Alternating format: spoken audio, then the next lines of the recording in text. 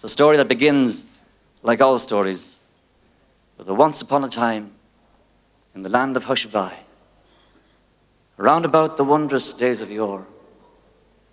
They came upon a sort of box, bound up with chains and locked with locks and labeled, "Kindly do not touch.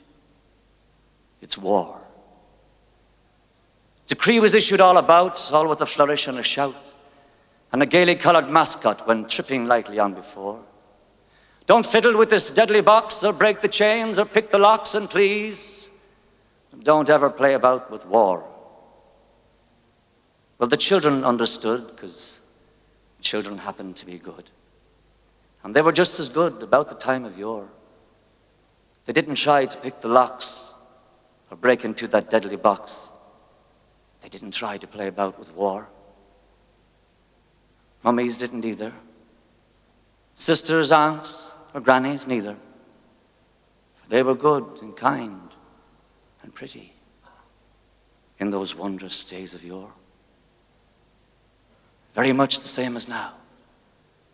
Not the ones to blame somehow for opening up that deadly box of war. But someone did. Someone battered in the lid and spilled the insides out across the floor.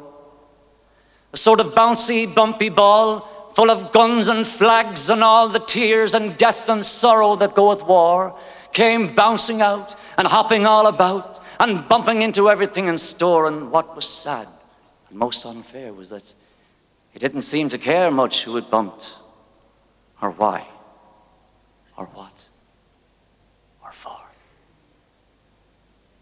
It bumped the children mainly. And I'll tell you this quite plainly, it bumps them every day and more, and leaves them dead and dying, thousands of them, sick and crying. Because when it bumps, it's really very sore. Now there's a way to stop this ball. It isn't difficult at all.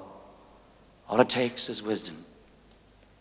And I'm absolutely sure that we could get it back into the box and bind the chains and lock the locks.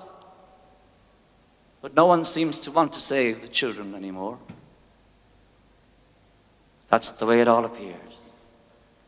For it's been bouncing round for years and years, in spite of all the wisdom, since those wondrous days of yore.